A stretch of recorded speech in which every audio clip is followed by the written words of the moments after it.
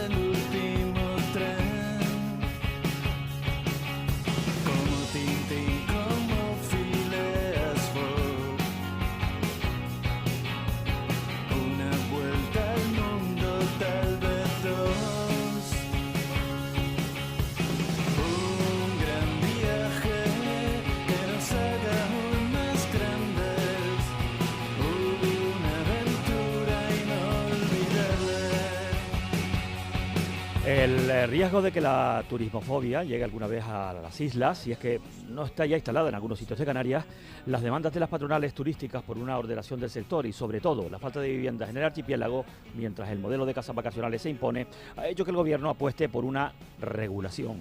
Vamos a intentar conocer algunos detalles de esa normativa que está anunciada, que puede que esté ya en preparación, con el viceconsejero de Turismo del Gobierno de Canarias, José Manuel Sanabria. Bienvenido, buenos días. Buenos días, gracias por mi invitación a venir a la emisora.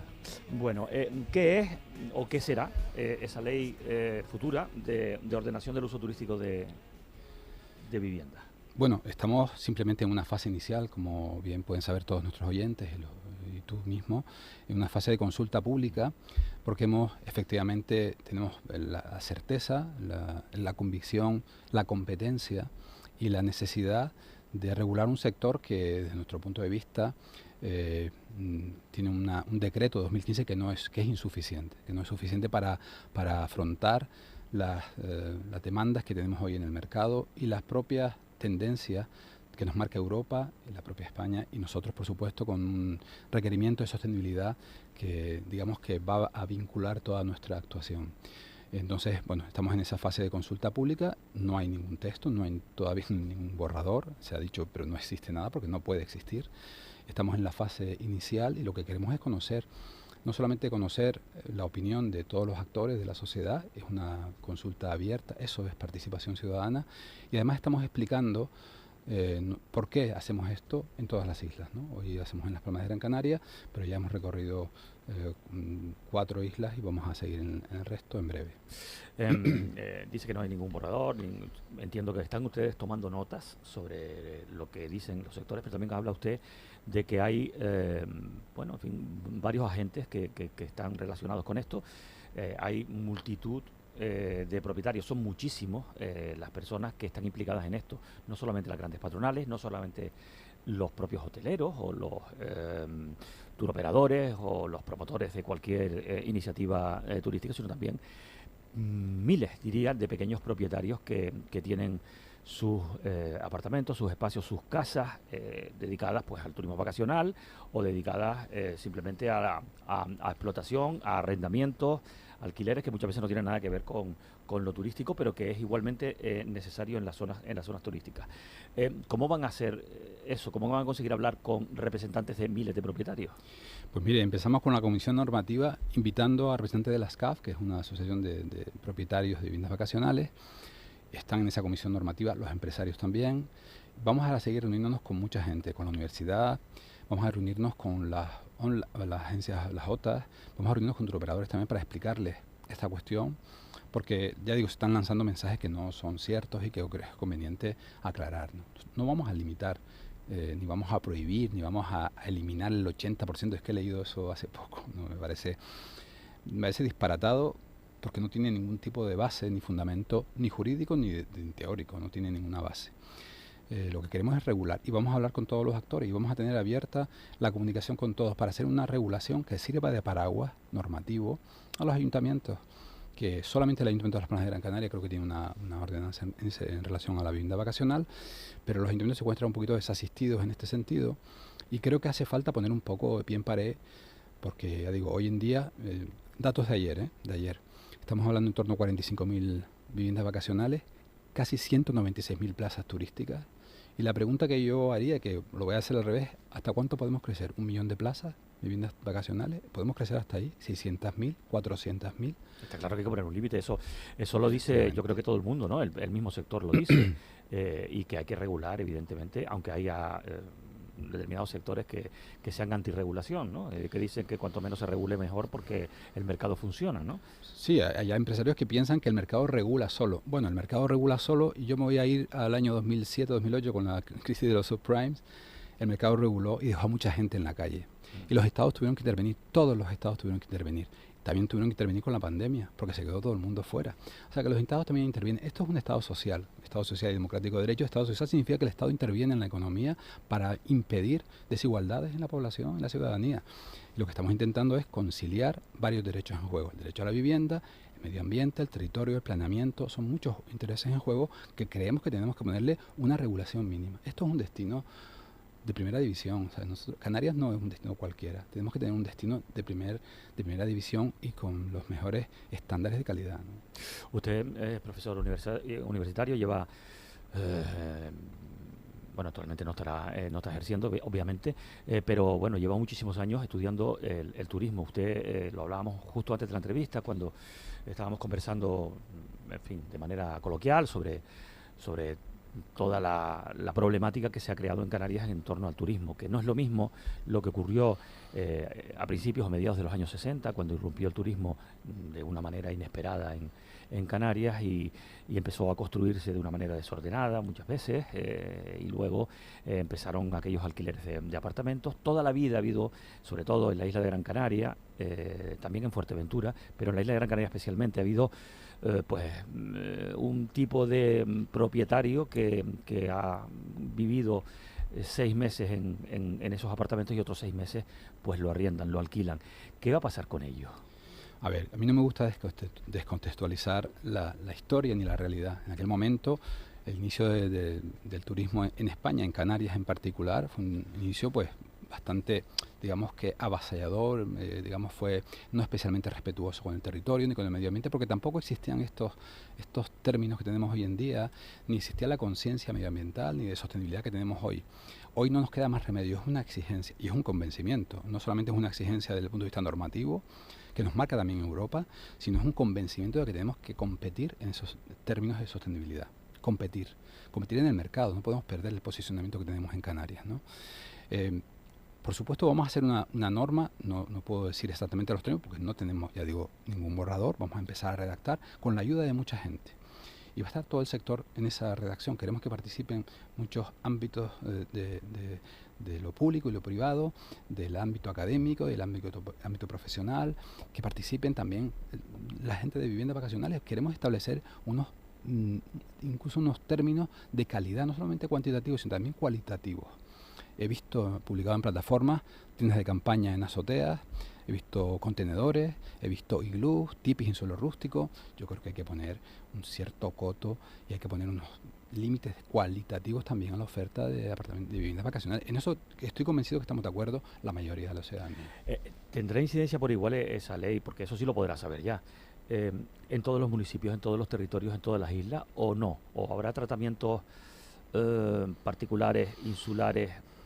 Sí, va a haber diferencias porque evidentemente las Islas Verdes, La Palma, Gomera y Hierro, tienen una realidad distinta a Tenerife, Gran Canaria, Fuerteventura y Lanzarote.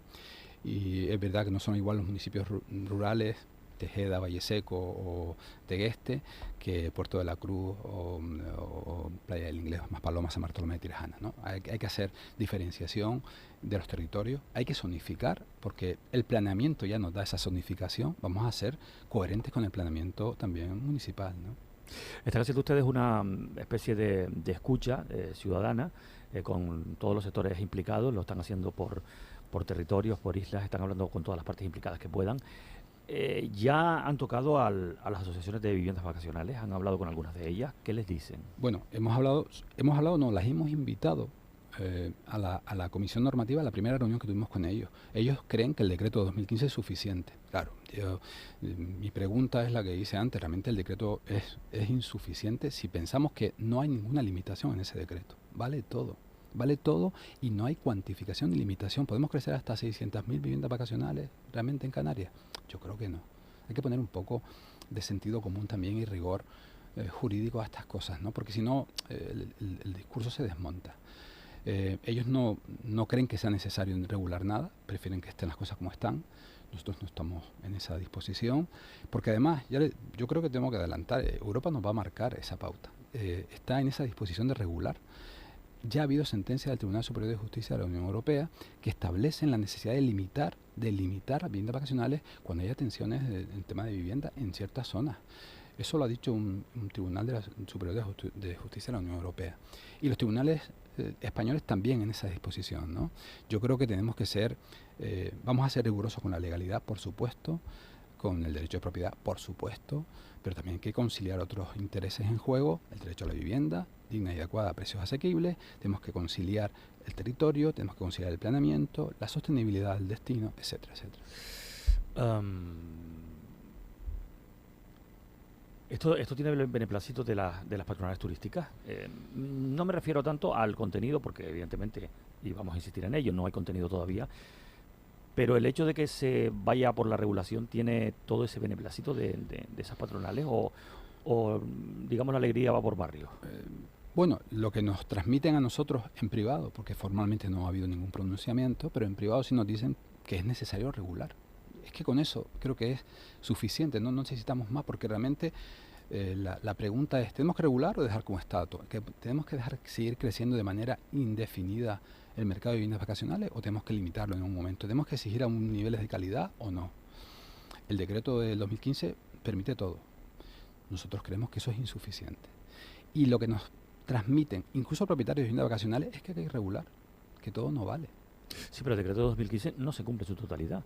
El decreto de 2015, entre otras cosas, decía que aquellos alojamientos o espacios que estuvieran en suelo turístico tenían que ser para uso turístico, bajo el riesgo incluso de la expropiación si el 51% de la comunidad de ese complejo de turístico decidía que había que alquilar. Si lo decidía el 51%, se tenía que arrendar, se tenía que someter a arrendamiento esas propiedades. Eso no se ha cumplido en ningún momento. Hay dos intereses ahí que has comentado interesantes. Uno que tiene que ver con la residencialización del suelo turístico y la turistificación del suelo residencial.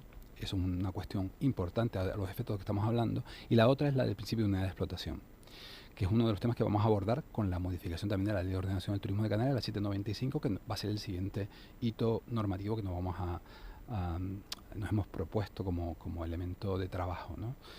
Pero efectivamente hay un problema de cumplimiento, de falta de recursos seguramente, y queremos que con una normativa regional que dé amparo también al cumplimiento de la norma, podríamos afrontar esto de la mejor manera. Desde luego hay un problema importante en algunos municipios, en algunas zonas concretas, que se ha residencializado algunos complejos completamente, pero lo que hay que hacer es, en ese tema, ser coherentes con el planeamiento, ¿no? Y oye, pues si esto es un suelo que ya es residencial, pues modifíquese, ¿no?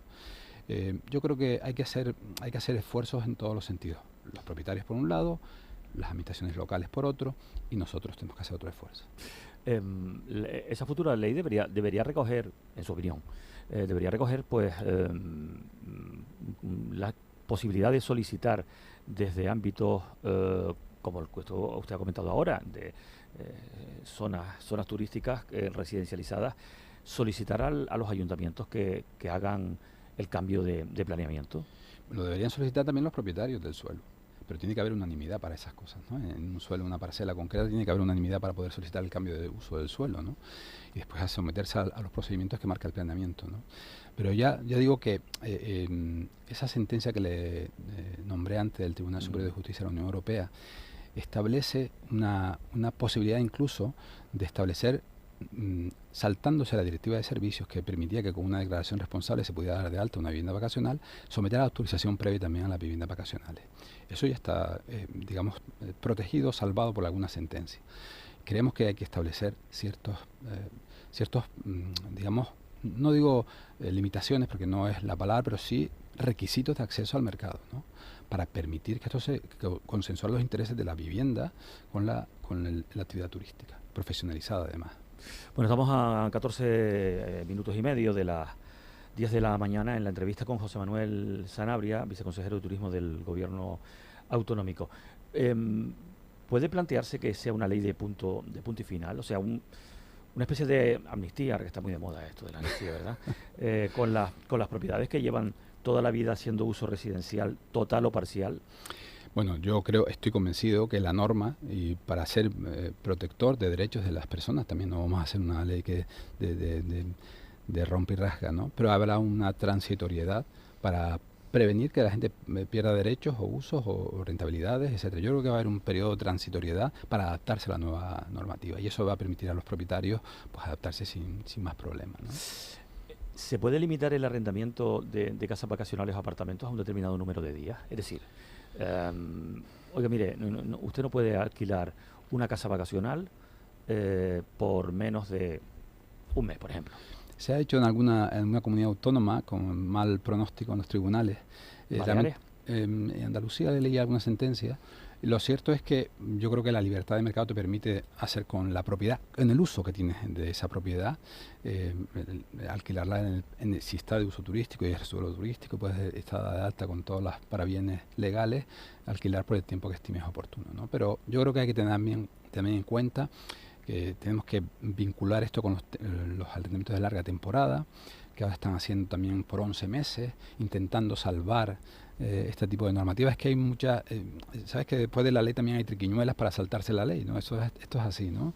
Yo como abogado que sé que la normativa va siempre detrás de la sociedad va muy por delante siempre de la normativa siempre va detrás. Bueno, habrá que conciliar todos los intereses en juego y, por supuesto, yo creo que protegemos la libertad de mercado, evidentemente, como no estamos en una sociedad de libre mercado, pero creo que hay que poner cierta regulación a este mercado tan importante para nosotros. Es un fenómeno que está y se va a quedar. Pero hay que ponerle ciertos límites, ¿no? En el sentido de regulaciones, una ordenación, una pequeña norma que permita a los ayuntamientos que sus ayuntamientos sean sostenibles y que concilien la vida de las personas con la actividad turística.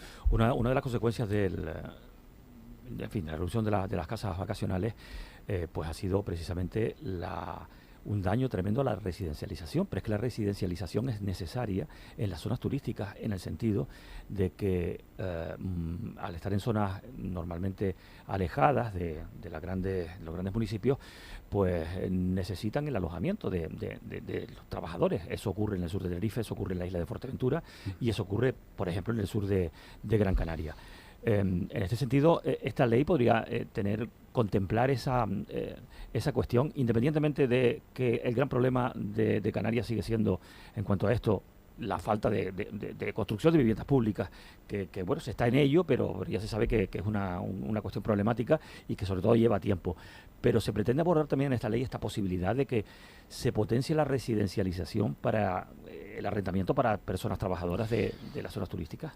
Lo que vamos a hacer es seguramente incentivar que viviendas que están en vacacional puedan volver al mercado de arrendamiento urbano normal y corriente. Creo que hace falta vivienda. Es verdad que se ha dicho que nosotros estamos demonizando y vinculando la vivienda vacacional con la ausencia de vivienda, ¿no? La vivienda es una cuestión, una política de otra consejería que no tiene que ver con esta, y eso es un tema pero es verdad que afecta. Esto es una realidad también incontestable. Hay viviendas vacías, seguramente que tiene que ver con la ley de arrendamientos urbanos.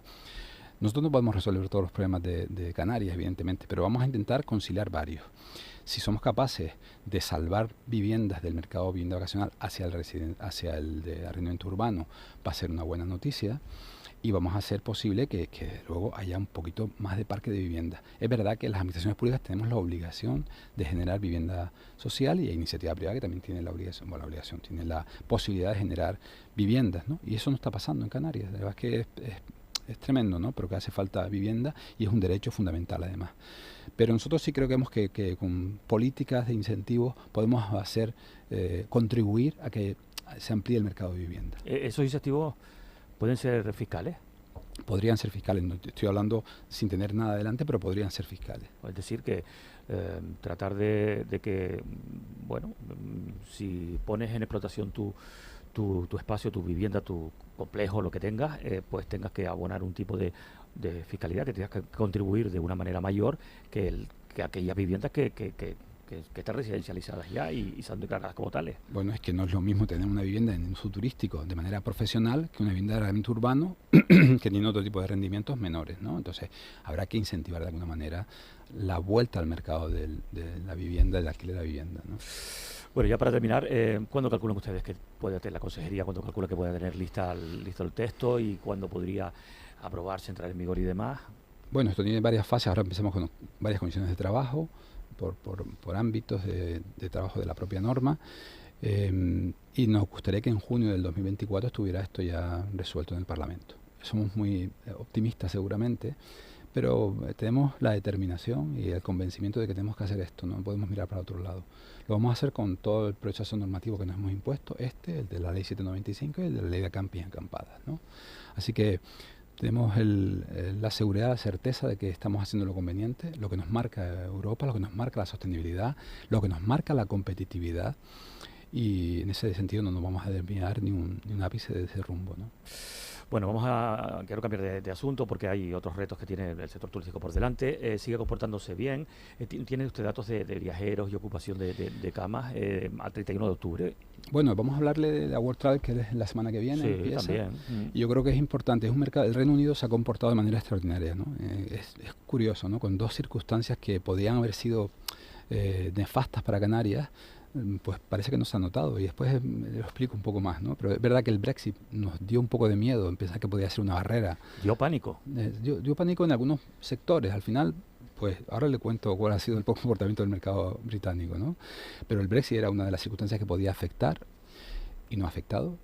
Y la inflación en el Reino Unido, que llegó a estar al 11%, después pasó al 2% y ahora está al 5% por medidas de incremento de los tipos de interés, que eso afecta a la familia directamente, pues tampoco ha afectado. Yo hablé con un troperador y me dijeron que sí, se ha habido inflación, pero también está subiendo los sueldos en la misma proporción, con lo que no han notado las familias este tema, ¿no? Y entonces parece que la idea del viajar se ha convertido en una opción primera del gasto de las familias. Y ahora prefieren gastar en experiencia que en cosas. Eso lo leí en creo que una tarjeta de crédito que ha hecho un estudio. Prefieren gastar en experiencias, en vida. Eso estoy hablando de un comportamiento post-pandemia, ¿no? Y no sé si la pandemia ha generado ese efecto y es temporal o va a ser definitivo, de tomarse la vida de otra manera. Creo que los latinos españoles estamos en otra cosa y eso lo hacemos con mucha habitualidad.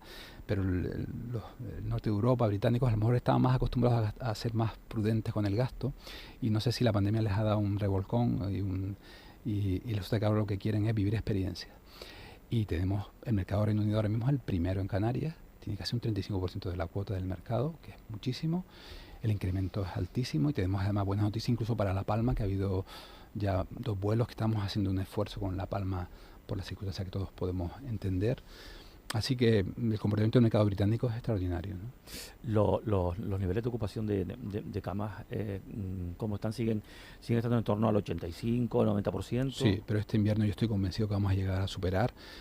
Prevemos que este invierno podamos cerrar en torno a 16,2 millones de personas, de turistas. Eso significa igualar el récord 2017. Y estamos hablando de un criterio mayor, que es el tema, mejor quiero decir, que es el gasto turístico, ¿no? Que se va a elevar hasta los 19.000 millones de euros. Eso nos parece que es el dato relevante, más sostenible además que el número de personas, ¿no? Yo creo que hay que trabajar con, aparte del número de turistas, que es muy importante, 16 millones de turistas es una cantidad respetable, pero tenemos que vincularla a 2 elementos más. Uno, el gasto turístico, y ese pues se ha incrementado, incluso deflactándolo se ha incrementado, pero la estancia media nos parece otro criterio que deberíamos también mejorar, porque si somos capaces de generar menos presión al territorio con menos personas y con el mismo gasto o mayor gasto, pues seguramente seremos más sostenibles. Y además estamos ocupados, no preocupados, ocupados con la conectividad y con los combustibles, los SAF, los combustibles sostenibles, ¿no? Es el siguiente paso, el siguiente reto que tenemos, ¿no? Y con esto te quiero decir que el turismo, que ha sido, lo hablamos antes, los años 60, un un poco amistoso con el territorio y el medio ambiente, lo que queremos es que se convierta en un líder en la sostenibilidad de Canarias. Si tiramos de todos los sectores y somos capaces de convertir al turismo en el líder que hace falta para liderar ese proceso en la sociedad, en la economía, y tirar de todos los sectores para lograr sostenibilidad que nos hace falta, que la necesitamos y es un objeto de competitividad para nosotros, ¿no? 16,2 millones de visitantes, ¿es una cifra que debe asustarnos o no?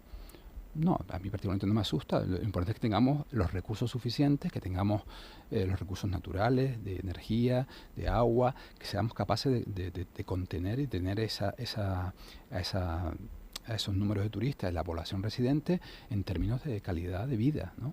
Y yo creo que eso es lo importante.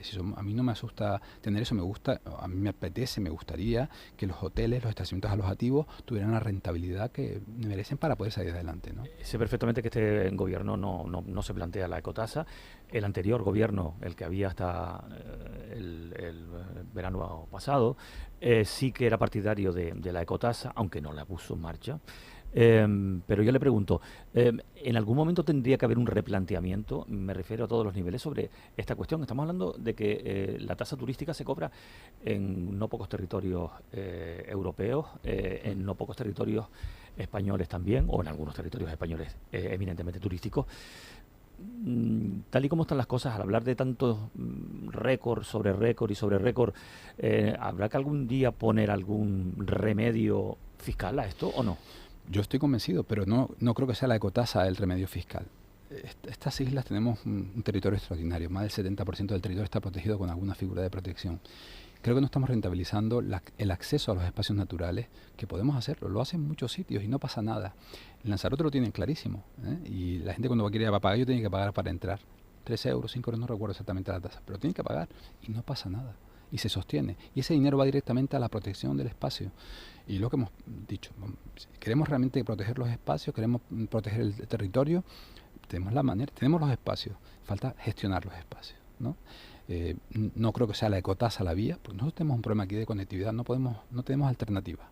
Nuestra vía única de acceso a los turistas es el avión. Entonces no podemos competir con tren, no podemos competir en guagua, es más complicado, ¿no? Pero sí podemos hacer que desde los espacios naturales se produzcan o reviertan en ingresos al propio espacio, que se trata de eso, de proteger con ese dinero, con esos ingresos, que vaya a la protección del espacio, del territorio y a promocionarlo, a protegerlo, etcétera. Hablaba antes de, ya nos vamos prácticamente, hablaba antes de la World Travel Market, que es la última gran feria del año, primera de la temporada, porque se da esta paradoja. ¿Con qué planteamiento acude Canarias a Londres, teniendo en cuenta que ya ha dicho usted el dato, el 35% del turismo lo ocupan precisamente los británicos? Sí, no, vamos a confirmar los datos, los métodos predictivos cada vez son más acertados, ¿no? Y tenemos previsiones para este invierno 23-24 extraordinarias. Vamos a confirmar con los partners de Canarias, los turoperadores, ahí nos encontramos con todo, pero básicamente británicos. Vamos a confirmar estos datos, vamos a asentar y a comunicar las políticas que queremos hacer con todos nuestros socios internacionales. Vamos a compartir con ellos en qué línea estamos trabajando y que la sostenibilidad se ha convertido para nosotros en el hilo conductor de toda la política turística. Después del Reino Unido, Alemania, los países escandinavos, Francia, Bélgica, ¿cómo se están comportando esos otros mercados? Bueno, Alemania tiene un problema, supongo que tiene que ver una crisis, además con ese comportamiento a lo mejor más austero que tiene esos países del centro de Europa, ¿no? Pero es verdad que tenemos un pequeño receso por la propia crisis que hay en Alemania y eso tenemos que trabajarlo de otra manera seguramente. Escandinavia también ha sufrido un pequeño receso en nuestro mercado. Pero vamos a hacer políticas, estamos haciendo políticas para recuperar mercados. Hemos sacado el Fondo de Desarrollo de Vuelos para promocionar nuevas líneas con La Palma, pero lo vamos a sacar con el resto de islas también en breve. Viceconsejero de Turismo, José Manuel Sanabria, muchas gracias por haber venido a la radio pública. Gracias a ustedes por la invitación. Muy buenos días.